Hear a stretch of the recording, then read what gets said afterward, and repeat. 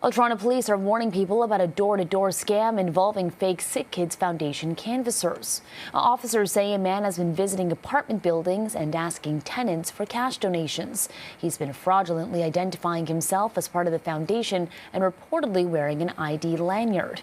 Now, SickKids says that ID cards of legitimate canvassers will include their name, identification number, and a QR code that can be scanned for further information.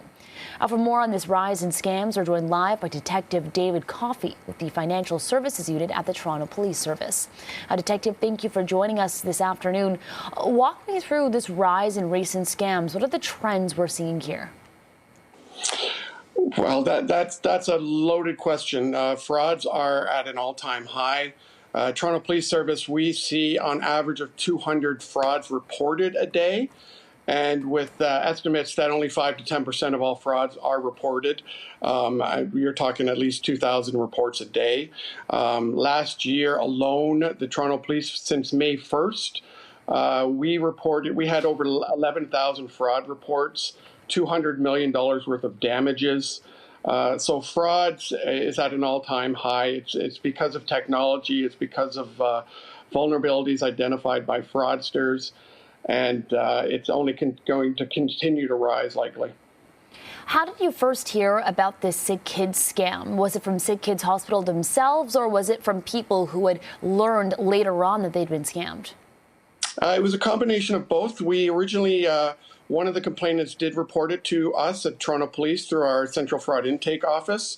When we reached out to the complainant and then to SickKids Hospital, we've been in a lot of communication with SickKids, consulting with them.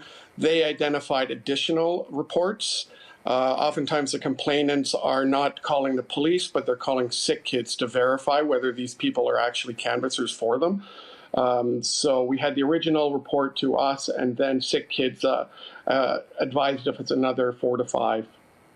I was going to say, Detective, can you give us a rough estimate of when roughly the scam began, how many people might have been affected, and the rough dollar amount at stake here? Yeah, I believe the original reports for this particular individual, and I can't talk too much about the specific investigation, but we have reports going back to November of 2023. We have, to date, identified this individual involved in approximately 4 to 5 incidents.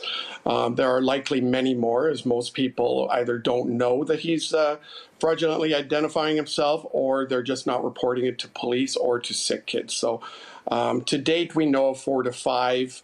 But like I said, there's likely many more. Mm-hmm. And SickKids has put out a short list of things you can look out for. For example, their ID card with a QR code that is scannable. But a lot of those things can be easily replicated by scammers. So I want to ask you, how did those victims first realize they were scammed? And how can others keep a careful eye out when they're wanting to give to charity? Well, I think people are pretty smart. And when they recognize these fraudsters. I mean, we all have legitimate canvassers come to our door, and they generally have common characteristics. They're genuine, they're sincere, they believe in their foundation that they're canvassing for. I'm sure this gentleman raised some questions in their mind, whether the way he was reacting when they said no, or just his demeanor.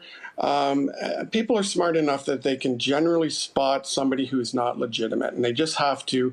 The thing with fraud is you just have to listen to that little voice that's raising alarm bells in your mind. Just say no, close the door, and if you have concerns, you can check the website. You can contact SickKids or whichever charity it is that's canvassing at your door. You can call Toronto Police. These things can be verified one way or another, and people should never be rushed into doing anything, especially when it's handing over cash. And most charities do not ask for cash anymore. Most donations can be done through a website. SickKids Foundation is a perfect example of that.